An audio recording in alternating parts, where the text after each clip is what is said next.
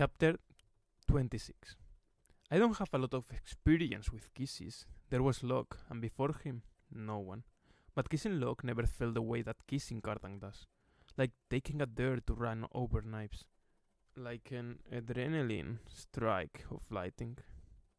Like the moment when you've swum too far out in the sea and there is no going back, only cold black water closing over your head.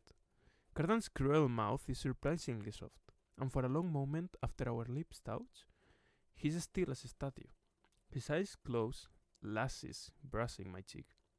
I shudder, as you're supposed to when someone walks over your grave. Then his hands come up, gentle as they glide over my arms. If I didn't know better, I'd say his touch was reverent, but I do know better. His hands are moving slowly because he's trying to stop himself. He doesn't want this. He doesn't want to want this. He tastes like sour wine. I can feel the moment he gives in and gives up, pulling me to him despite the threat of the knife. He kisses me hard, with a kind of devouring desperation, fingers digging into my hair. Our mouths slide together, teeth over lips over tongues. Desire hits me like a kick to the stomach. It's like fighting, except what we're fighting for is to crawl inside each other's skin. That's the moment when terror seizes me. What kind of insane revenge is there in exulting in his repulsion? And worse, far worse, I like this. I like everything about kissing him. The familiar buzz of fear, the knowledge I am punishing him, the proof he wants me. The knife in my hand is useless. I throw it at the desk, barely registering as the point sinks into the wood. He pulls back from me at the sound, startled. His mouth is pink, his eyes dark. He sees the knife and barks out a startled laugh, which is enough to make me stagger back. I want to mock him, to show up his weakness without revealing mine, but I don't trust my face not to show too much. Is that what you imagined? I ask, and I am relieved to find that my voice sounds harsh. No, he says tonelessly. Tell me, I say. He shakes his head, somewhere chagrined. Unless you're really going to stab me, I think I won't. And I might not tell you even if you were going to stab me. I get up on Dane's desk to put some distance between us. My skin feels too tight, and the room seems suddenly too small. He almost made me laugh there. I'm going to make a proposal, Cardan says. I don't want to put the crown on Balakin's head just to lose mine. Ask whatever you want for yourself, for the Court of Shadows, but ask something for me. Get him to give me lunch far from here. Tell him I will be gloriously irresponsible, far from his side. He never needs to think of me again. He can sire some brat to be his heir and pass the high crown to it. Or perhaps it will slit his throat. A new family tradition. I care not. I am grudgingly impressed that he's managed to come up with a fairly decent bargain, despite having been tied to a chair for most of the night and probably quite drunk. Get up, I tell him. So, you're not worried I'm going to run for it? He asks, stretching out his legs. His pointy boots gleam in the room, and I wonder if I should confiscate them since they're potential weapons. Then I remember how bad he is with a sword. After our kiss, I am such a fool over you that I can hardly contain myself. I tell him with as much sarcasm as I can muster. All I want to do is nice things that make you happy. Sure, I'll make whatever bargain you want, so long as you kiss me. Again. Go ahead and run. I definitely won't shoot you in the back. He blinks a few times. Hearing you lie outright is a bit disconcerting. Then let me tell you the truth. You're not going to run because you've got nowhere to go. I head to the door, flip the lock, and look out. The bump is lying on a cot in the sleeping room. The roach raises his eyebrows at me. The ghost is passed out in a chair, but he shakes himself awake when we come in. I feel flushed all over and hope I don't look it. You then? Interrogating the princeling? The roach asks. I nod. I think I know what I've got to do. The ghost takes a long look at him. So, are we selling? Buying? Cleaning his guts off the ceiling? I'm going to take a walk, I say. To get somewhere. The road sighs. I just need to put my thoughts in order, I say. And then I will explain everything. Will you? The ghost wants to know, fixing me with a look. I wonder if he guesses how easily promises are coming to my lips. I am spending them like enchanted gold. doomed to turn back into dried leaves in tills and all over town. I talked with Madoc, and he offered me whatever I wanted in exchange for Cardan: gold, magic, glory, anything. The first part of this bargain is struck, and I haven't even admitted I know where the Lost Prince might be. The ghost lip curls at the mention of Madoc, but he's silent. So, what's the hold up? Asked the Roach. I like all those things. I'm just working out the details, I say, and you need to tell me what you want, exactly what you want. How much gold, what else? Write it down. The Roach grunts, but doesn't seem inclined to contradict me. He signals with one clawed hand for Cardan to return to the table. The princess staggers, pushing off the wall to get there. I make sure all the sharp things are where I left them, and then I head for the door. When I look back, I see Cardan's hands are deftly splitting the deck of cards, but his glittering black eyes are on me.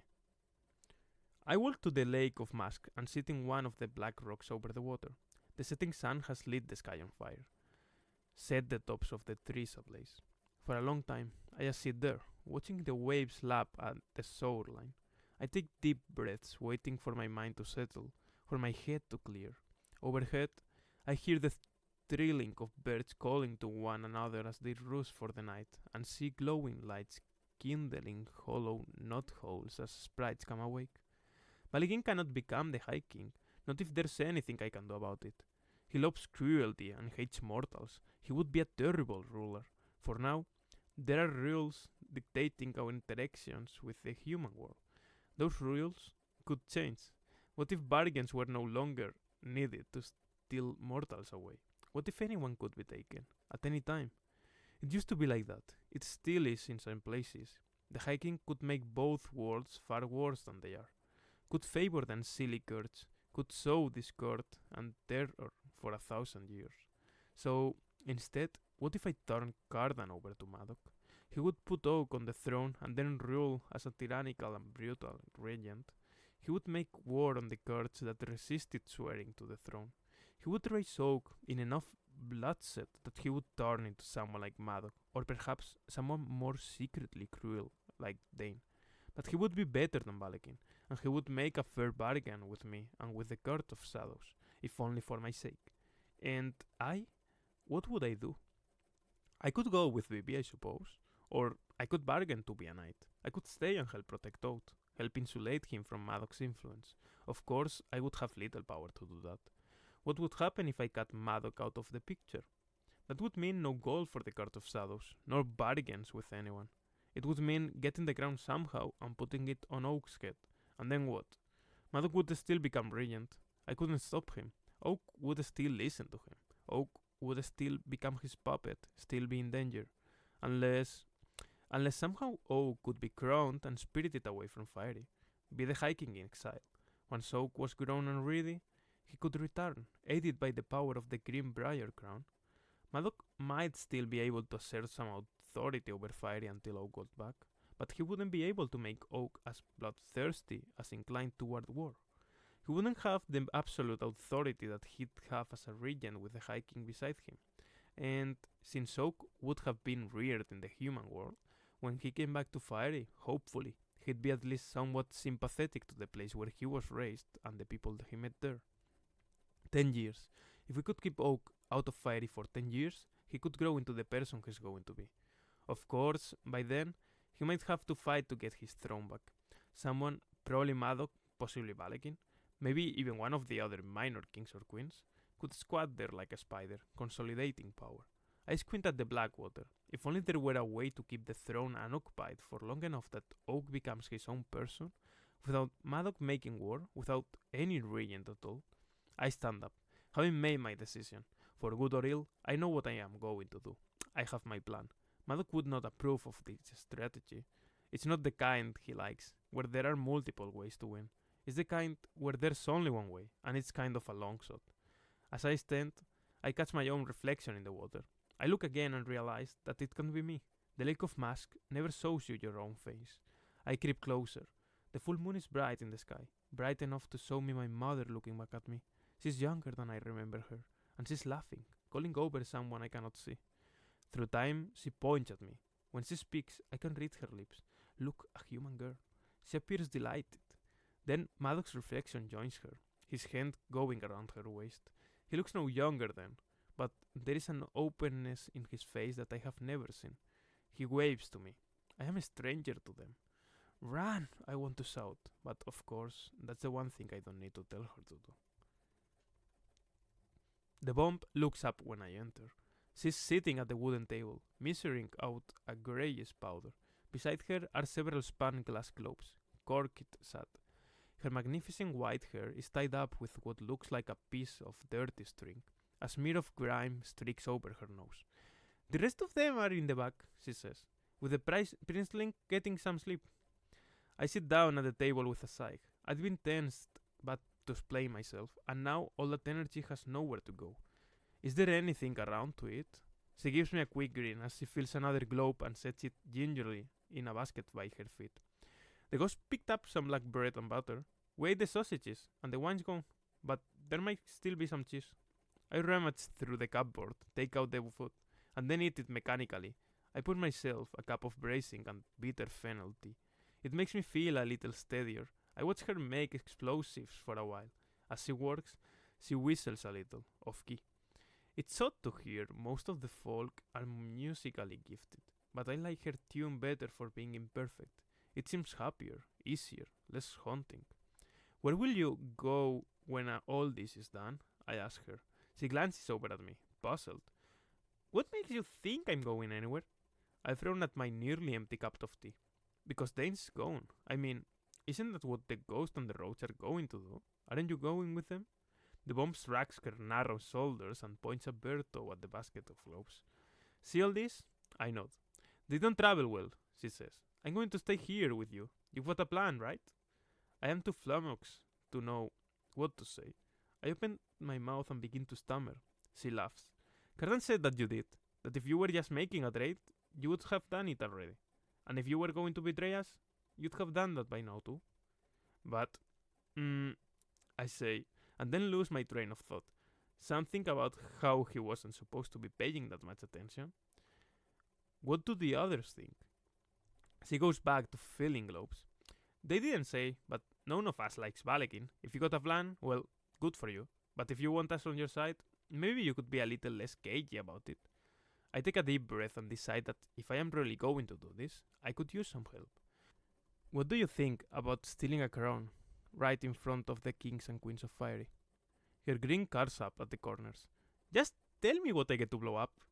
20 minutes later, I light the stub of a candle and make my way to the room with the cots. As the bomb set, Cardan is stretched out on one, looking sickeningly handsome. He's washed his face and taken off his jacket, which he has folded up under his head for a pillow. I poke him in the arm, and he comes awake instantly, raising his hand as though to ward me off. Shh, I whisper. Don't wake the others. I need to talk to you. Go away. You told me you wouldn't kill me if I answered your questions, and I did. He doesn't sound like the boy who kissed me, sick with desire, just hours ago. He sounds sleepy, arrogant, and annoyed. I am going to offer you something better than your life, I say. Now, come on.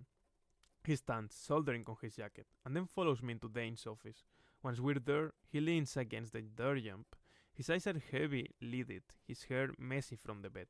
Just looking at him makes me feel hot with shame. You sure you brought me here just to talk? It turns out that having kissed someone, the possibility of kissing hangs over everything.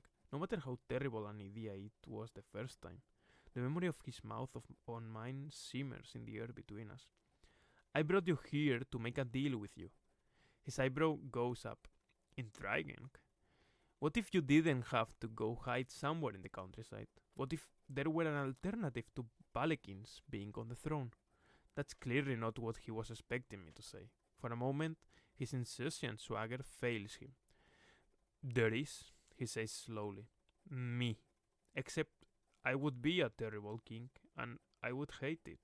Besides, Balkin is unlikely to put the crown on my head. He and I have never gotten on particularly well. I thought you lived in his house. I cross my arms over my chest protectively, trying to push away the image of Balekin punishing Cardan. I can't have any sympathy now. He tips his head back, looking at me through dark glasses. Maybe living together is the reason we don't get on. I don't like you either, I remind him. So you've said? He gives me a lazy grin. So, if it's not me and it's not Balikin, then who? My brother Oak, I tell him. I'm not going to go into how, but he's of the right bloodline. Your bloodline. He can wear the crown. Cardan frowns. You're sure? I nod. I don't like telling him this before I ask him to do what I need, but there's little he can do with the knowledge. I will never trade him to Balikin. There is no one to tell but Maddock, and he already knows. So, Maddock will be regent, Cardan says. I shake my head. That's why I need your help. I want you to crown Oak the High King, and then I'm going to send him to the mortal world. Let him have a chance to be a kid. Let him have a chance at being a good king someday. Oak might make different choices than the ones you want him to, Cardan says. He might, for instance, prefer Maddock to you.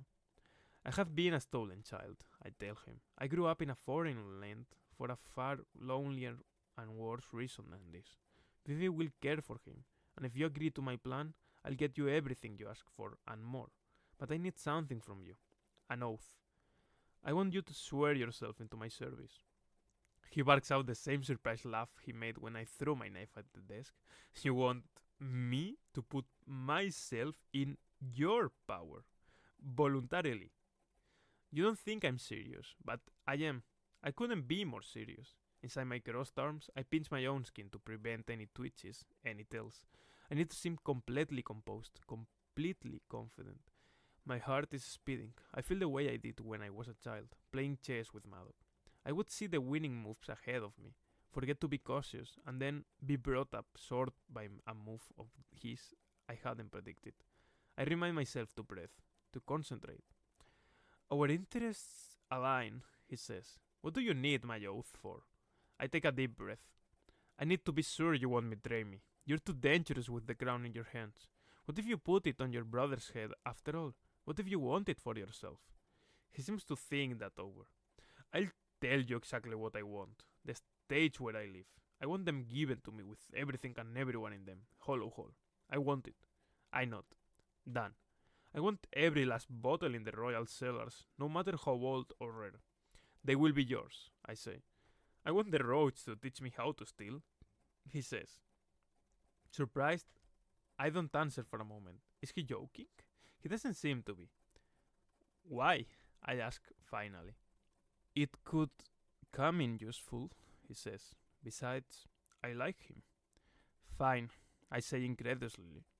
I will find a way to work it out. You really think you can promise all of that? He gives me a considering look. I can, I do, and I promise we will thwart Balikin. We will get the crown of Fiery. I tell him heedlessly. How many promises can I make before I find myself accountable for them? A few more, I hope. Cardan throws himself into danger. From behind the desk, he gazes at me coolly from that position of authority. Something in my gut twists, but I ignore it. I can do this. I can do this. I hold my breath. You can have my service for a year and a day, he says. That's not long enough, I insist. I can't, he snorts. I am sure that your brother will be crowned and gone by then, or we will have lost, despite your promises, and it won't matter anyway. You won't get a better offer from me, especially not if you threaten me again. It buys me time, at least. I let out my breath. Fine, we're agreed. Caden crosses the room toward me, and I have no idea what he's going to do. If he kisses me, I am afraid I will be consumed by the hungry and humiliating urgency that I felt the first time. But when he kneels down in front of me, I am too surprised to formulate any thoughts at all. He takes my hand in his, long fingers cool as they curl around me. Very well, he says impatiently, not sounding in the least like a vassal about to swear to his lady. Jude Duarte, daughter of Clay, I swear myself into your service. I will act as your hand. I will act as your shield. I will act in accordance with your will. Let it be so for 1 year and 1 day, and not for 1 minute more. You've really improved the bow, I say, although my voice comes out strained. Even as he said the words, I felt like somehow he got the upper hand. Somehow he's the one in control. He stands in one fluid motion, letting go of me. Now what? Go back to bed, I tell him. I'll wake you in a little while and explain what we've got to do. As you command, Cardan says, mocking smile pulling at his mouth. Then he goes back to the room with the cots, presumably to flop down on one. I think about all the strangeness of his being here, sleeping in homespun sheets, wearing the same clothes for days on end, eating bread and cheese, and not complaining about any of it. It almost seems like he prefers a nest of spies and assassins to the splendor of his own bed.